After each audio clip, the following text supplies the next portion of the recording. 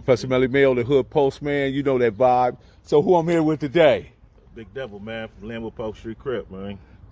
Man, that's awesome, man. Good to see you, man. So how things been with you, man, since the last time we met up? Oh, it's been good, man. Shit, life's good. Staying out the way. Yeah. You know, just living.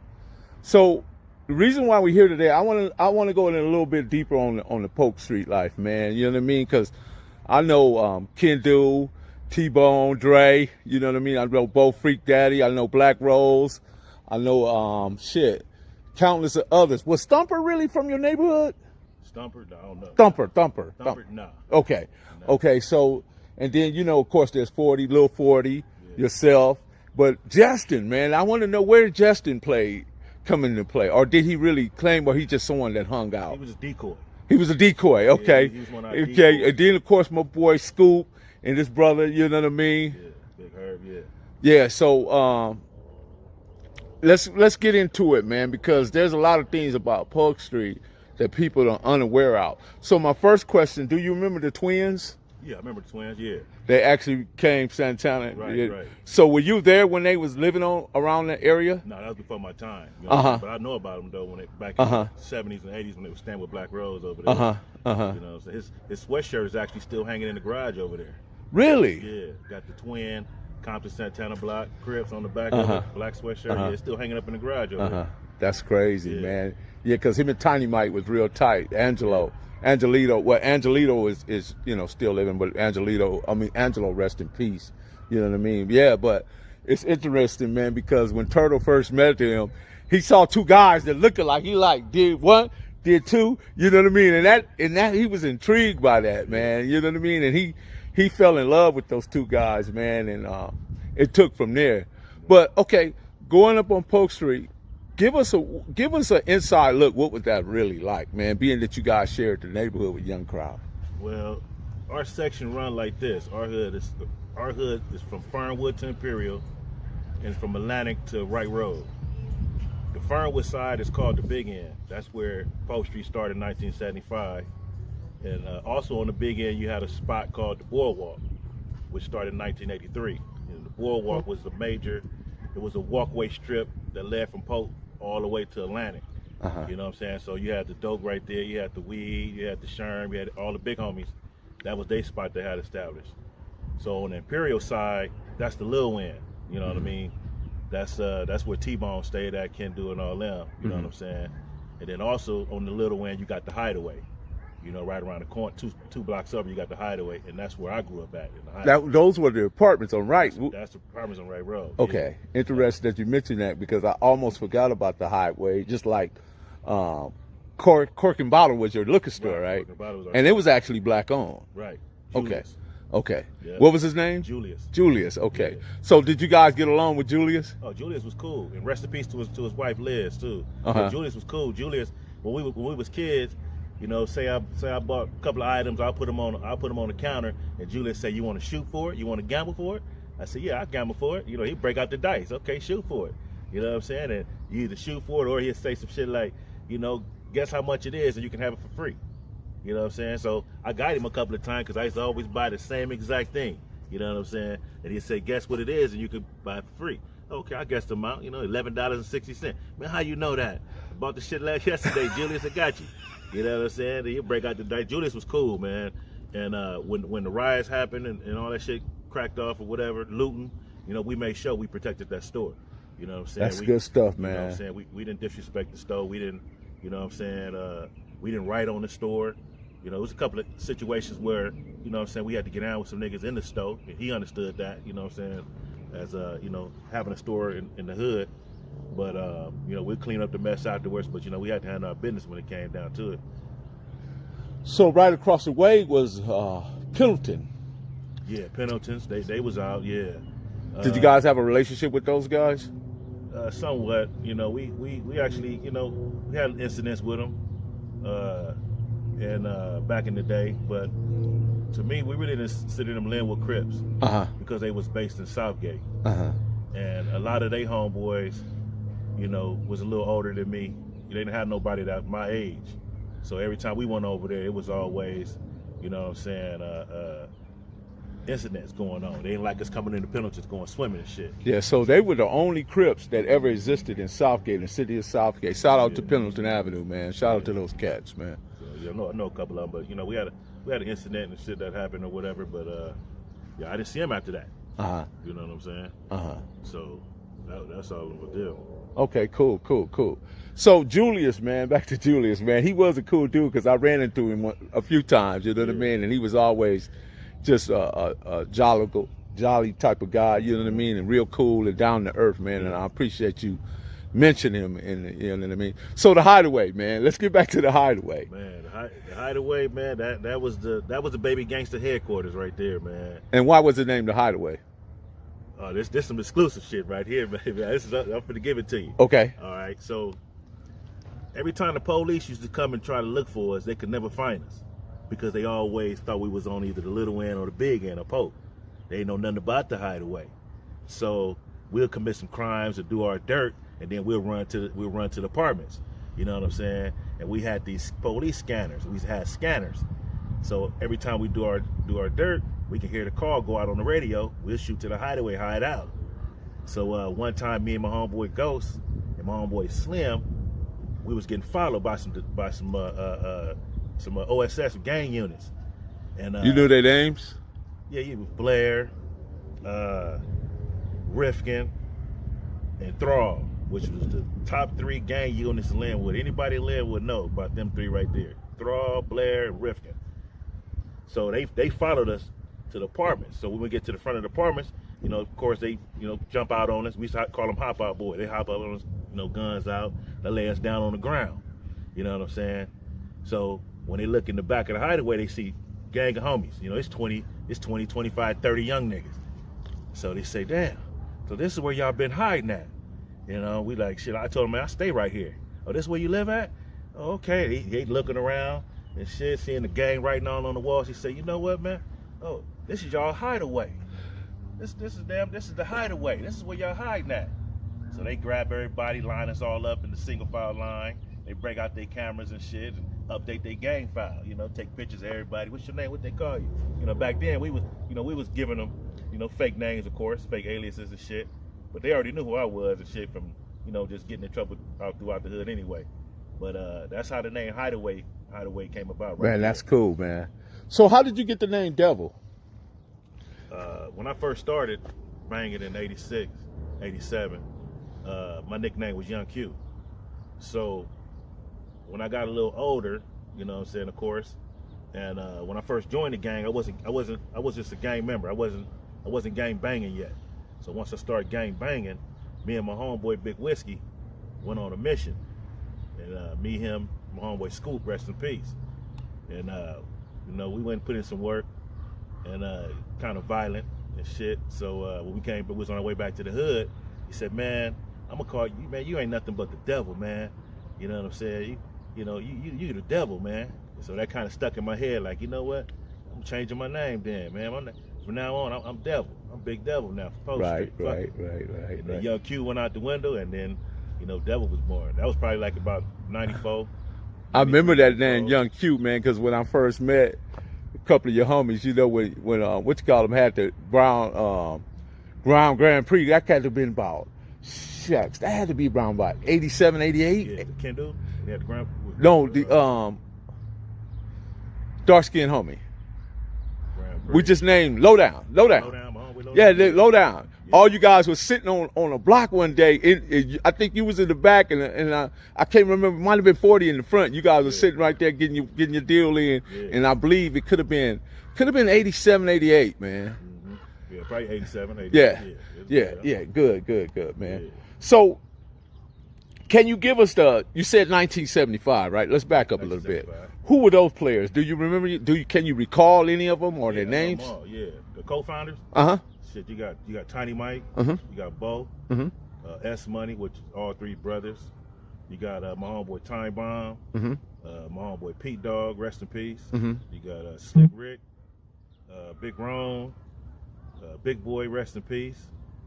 You got Brad, and right there, that's first generation right there. That's all of them right there, and they all stayed. They all stayed on the big end. They stayed on Polk. all stayed on the same. Even they stay all Okay, on the cool, same side of man. the street. And then if you failed to mention somebody, it wasn't that he didn't remember you. It was just, you know, probably didn't play a major part, but right. You know what I'm saying? To me, though, them was all the co-founders right Okay. there, first generation. So if you had to give it to anybody, could you place it on 5? Give me 5 hand guys, man, because I like to ask about who were the hand. I'm talking about niggas that get out there and chunk 'em. Oh, squabbles? Oh, yeah. Shit. You have myself, Tiny Mike. You got Hitman, rest in peace for sure. Hitman had hands. Homie J Dog, he had hands. Big Whiskey. Homie Trigger. He had hands. Shit. That's probably off top, like major hands. You know what I'm saying? So, you know, man, I got a special place in my heart for Kendu, man. You know what I mean? Because Kendu, and this is what I'm talking about. Kendu was one of them cats. He pretty much exercised the whole, when you're talking about gang life, right? I'm talking about every aspect. I'm talking about from the blue rag in the pocket to the screwdriver in the back pocket, from the policies in the front pocket, you know what I'm saying? Just, and then having the pet bull and the pigeons and the low riders. Would Kendu fit that category right there? Kendu for sure. Kendu was on Lil Wayne where I was at. So, you know what I'm saying? That's who we idolized growing up. That's why I idolized growing up. You know what I mean? Because Kendu was the type of big homie to where he ain't gonna tell you nothing wrong. Right. You know what I'm saying? Right. And you listen when he says he was very reasonable. Very. You know what I'm saying? He was about his money. You know what I'm saying? Cars, like you say, dogs, pigeons. You know what I mean? He was about that hustle. You know what I'm saying? And got one of the cleanest ass 57s around. Known. Rag 5.7. He had 64s, 62s, 63s. I mean, any kind of car you name. And my homie Big Chili, rest in peace. Big Chili, Big Chili. And then for the listeners, the policies is what we call official Crips food. Anytime you seen Crips with the policies, that was the official Crip food. Because you could, a lot of times you didn't have time to stop at the local burger stands or whatever, but you had that Crip food in your front pocket. Kendu was always a teacher of the game, man. And when he spoke, you know what I'm saying, I listened.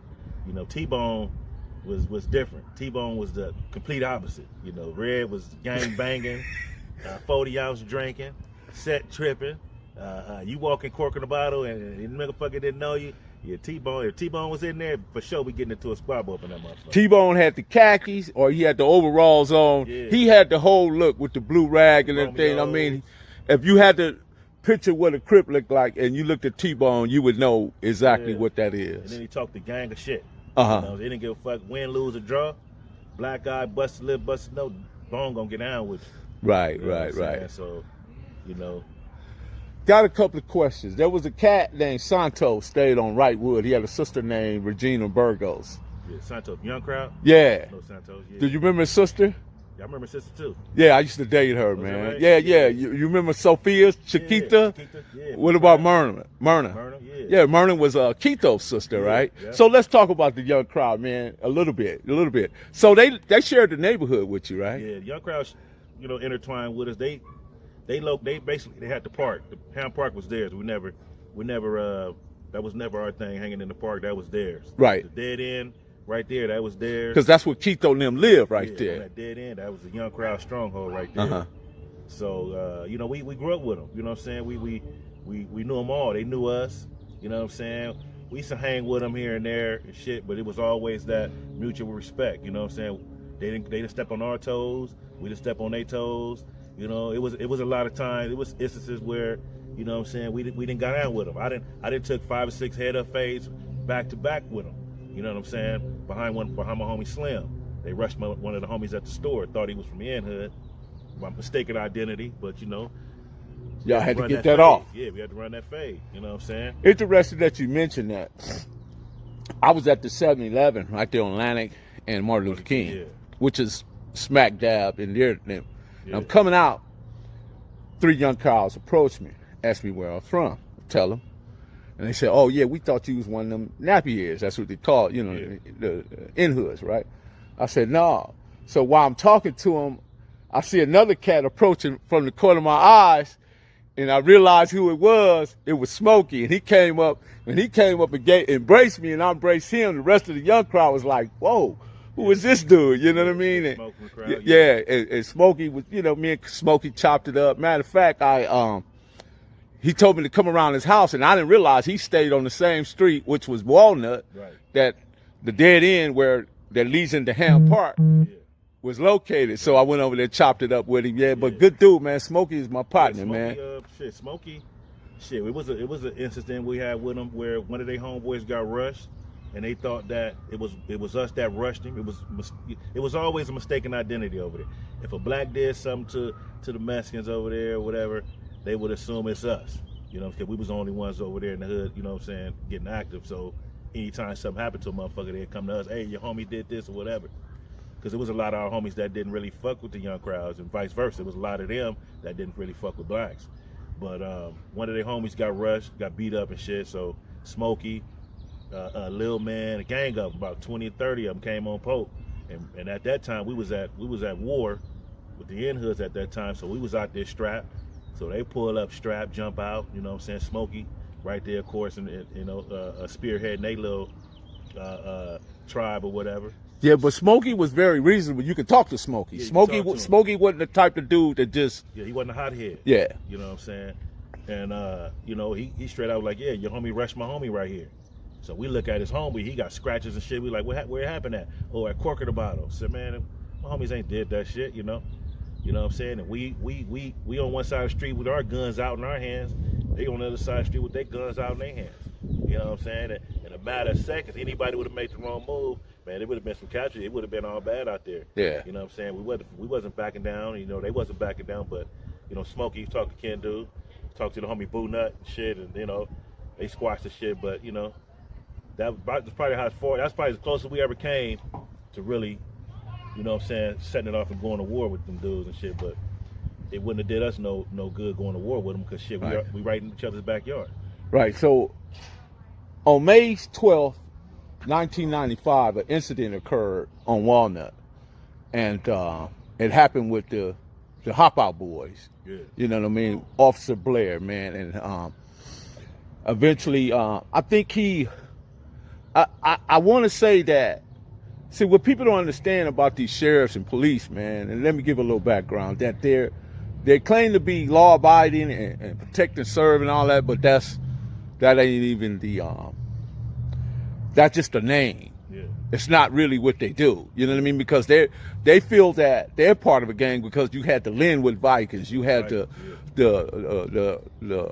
executioners and all this. I don't know if you remember Kojak and Steinwein and Jindum and Graves and all them. You know what I mean? Because they was always trying to get at us, man. But this particular day, the Hop Out Boy lost at the game, man, because he, you know what I mean, he rests in peace now, you know, Officer Blair. But I think that whatever he was doing, it ran a course. But man, that whole incident disrupted the whole area because the young crowds, the Polk Streets, the N-Hoods. I had a spot on Lugo, and man, they ran up at my spot. But you know what I mean? And I don't want you to really touch on that real too, because I know it's probably sensitive to a lot of people, but it's public information for those who would like to know. It's public information. You can put it up on Google, Officer Stephen Blair. Yeah, but you know, the Vikings was like this. Well, the Vikings was a gang, you know, straight out. They had the tattoos, they had the Viking sign on their arm. Some of them had it on their leg, forearm or whatever, and they straight out tell you, you know what I'm saying, we don't like you motherfuckers. They'll jump out with their guns and dare you to run. You know what I'm saying? They killed my homie Psycho, you know, but Blair was the type of person where he wanted to gain much intel on a person as he could, on an individual. He knew exactly who the shooters was, he knew who the drug dealers was, he knew who the pimps was. I mean, he knew everything. Diablo, there's no question in my mind that Blair was a gang member. He was a gangbanger. Yeah. He was a gangbanger. He thought he was actually gangbanging. He was not being a police. Nah, and he was about 6'1" tall motherfucker. You know what I'm saying? And he'd jump out on you in a minute and tell you, you know, if Blair had jumped out on us and found dope on motherfuckers, he'd snatch the dope right out you. He know exactly, you know, you're moving too much on the car, you know you're dirty. You know what I'm saying? Grab the dope out of you, throw it on the ground, he'll step on it. He want guns. He want murders, he want guns. He don't want no. Because there was another police officer named Jones. You remember Jones? Yeah, Jones too. Jones used to always jump out, man. I'm like, man. All those motherfuckers. Edwards, all of them. Uh-huh. You know what I'm saying? And that night that shit happened to Blair, we was in the hood. Some weeks before that, we was in the hood hanging out, strapped, of course. And he rolled by, by himself in his car. He'd jump out on you by himself. He didn't need no backup. He rolled by himself. He looking at everybody. He like, what y'all doing? You gambling? Shooting dice? Who winning? Like, shit, man, motherfuckers ain't winning, bro. One of the homies started moving a little too much. He jumped out, chased him down. He had caught the homie with a Mac 10. You know what I'm saying? Opened his trunk, threw it in the trunk, threw the homie in the car, got on. He's wow. Like, I'll be back tomorrow. I'll get some more of these guns off the street. You know what I'm saying? But then when that shit happened to him, we just seen a gang of police cars just flying down Polk, flying like, hundreds of police cars. We like, damn, what happened? You know what I'm saying? And then a smoker came through and was like, hey, think the young crowds killed the police down there or something. It's like, what? Like, damn. So we go up in the house, we looking at the TV, and the shit flashed. I said, man, I bet you that was that motherfucker Blair. And boom, his face flashed right on there. Officer Stephen Blair shot kid. I said, I knew that motherfucker. You know what I'm saying? But that incident right there, man, them motherfuckers cracked down on us so hard, and on the young crowd so hard. I mean, they really wasn't tripping off of us. What they was doing was getting the guns and dope off of us and going down there and putting it on them. And they straight out tell you, come on, man, give us some dope or something. We finna go grab a young crowd and put it on the young crowd. I'm like, shit, man. Yeah, because I ran into Keto a couple of days afterwards, man, and they was like, man, they didn't want to talk about nothing. You know what I mean? Because, all business has stopped, everything. You know what I mean? It was just, nothing was going on. Nah, they did a sweep. Man, they had them dudes in a paddy wagon. You was a Mexican, the young crowd, they snatching you up. But the good thing with us was, shit, all the money started coming down there to us then. All they clients, like, shit, man, they got all the crowds in jail. Shit, they coming down there, fucking with us now. Yeah. Shit, but, yeah, that shit was crazy, man. Playing with Sheriffs, Vikings, man, they hit our spot a couple of times, man, more than a couple of times, you know what I'm saying? And, yeah, they was a gang, man. They wasn't nothing to be fucking with either, man. They was a gang, you know what I'm saying? Straight out. Killed man, so let's talk about your life today. What has inspired you to be the person you are today, man? Because obviously there's been some major changes in your life, and you actually doing some great things now, you know what I mean? So what was that? Because I know those lives back then in the 80s and 90s were very challenging, and we could not live in that headspace and continue to be here today. Yeah. With that being said, give us something. Well, it was like this. It's like I got tired of playing cat and mouse with them motherfuckers, man, going to jail and shit. I couldn't be a menace on my community for my whole life. I did a lot of shit in the community that wasn't good. It wasn't good for innocent people. It wasn't good for the innocent kids playing in the neighborhood and shit like that. You know what I mean? And I knew I couldn't do that forever. You know what I'm saying? I caught a case that, I could have did a lot of time for.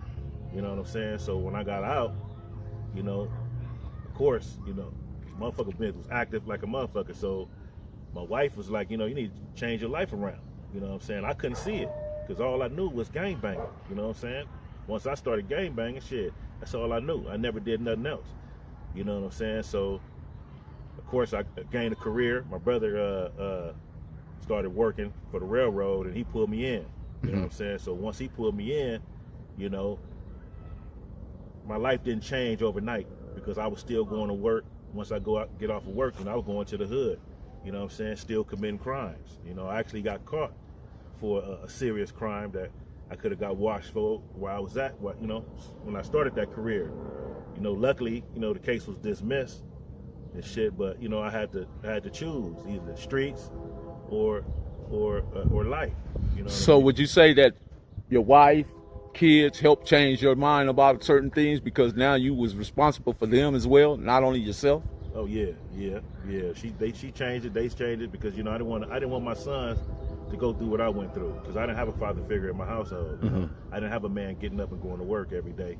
I didn't see that. I didn't have nobody that could sit me down and tell me about life and shit like that. So I was a young child running wild. So let me give a disclaimer right here. It's not that Officer Stephen Blair, rest in peace, that he wasn't good to somebody or good for somebody. He just didn't happen to be good to our community. And the person we got in our community was, I'm sure, opposite of what people got from in the community which he came from. You understand? So he had he was like two personalities. You know what I mean? When he came around black people and Hispanics, and came around there, he felt like it was his job to fix us. They were patrolling and controlling. Yeah. I mean, none of them grew up in the hood. I mean, if you had officers that grew up in the city, grew up in the hood, and became an officer, they would know how to better patrol us. They better know how to better communicate with. Yeah, because they don't know how. That's their whole problem. They don't know what. They don't know how to do what. Communicate with us. Exactly. They don't live over. They didn't grow up in the hood. They live. So in they the really hills. don't understand us. No, they don't understand us. You know, to us, we look foreign. We look like creatures to them. You know what I'm saying? It was a menace to society to them. You know what I'm saying? You know, but they didn't have that dialogue. You know, of course, it's you know, they got a job to do. You know what I'm saying? They got a job to catch us.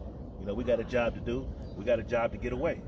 You know what I'm saying? It's just cat and mouse. Right. So, let me get a shout out to my boy T before we get up out of here, man. Yeah. You know what I mean? That's one of my partners, yeah. Yeah, the homie T, man. Yeah. And also the homie Boo, rest in peace, right? Big Scoop. Big Scoop, rest in brother, peace, yeah. Boo. And then his girl Darlene used to give him the blues. Yeah. Yeah. Are they still together? Nah, they ain't together. Okay. Yeah. Well, shout out to Boo, man. And Professor Melly Mail, the Hood Post, man. Devil, what you got to say before we get up out of here, man? I was gonna give a shout out to my nigga T too, man. Give it to him. He was another homie, man, that, you know, when he talked, you listen. Right. And not only was he, you know, about his business, you know what I'm saying, he was on the front line with us, and I had a lot of respect for him and shit, you know what I'm saying? Because a lot of homies ain't built for that shit, you know? Motherfuckers join a gang, everybody ain't killers. Everybody ain't drug dealers, you know? My homie T was with it, you know what I'm saying? Right, So right. I had a lot of love and respect for my nigga T, man. Right. Sure. I appreciate that, man. Man, Yeah, y'all my be nigga sure Debo. y'all be sure to subscribe to this channel. Click the notification bells, get my likes up, man. Send me a comment, man. Matter of fact, you can press thumbs up or thumbs down, man. It don't matter, man. I really enjoy reading your comments, and I noticed that Devil, he goes in and read comments as well, man. So shout that brother out in the comment section, and peace, and we out of here, man.